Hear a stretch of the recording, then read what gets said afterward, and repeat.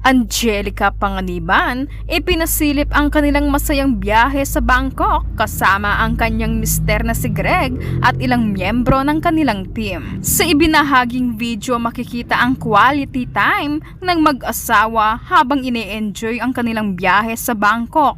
Samantala, naiwan muna sa bahay ang kanilang anak na si Bin. Kahit magkahiwalay muna ang magmami, makikita sa video ang sweet na video call ng mag-ina.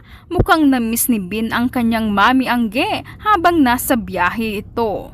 Kapansin-pansin naman kung gaano kabait si Bin kahit hindi kasama ang kanyang mami at daddy, hindi ito nakitang umiyak at tila naiintindihan na kailangan umalis ang kanyang mga magulang. Samantala, makikita rin na talagang sinusulit ni na Angelica at ang kanyang mister ang kanilang Bangkok trip. Bukod sa banding at pamamasyal, naglaan din sila ng oras para makapag-relax at magkaroon ng quality time bilang mag-asawa. Kahit malayo muna kay Bin, hindi naman nawawala ang sweet na moments ng mag-ina sa pamamagitan ng kanilang video call.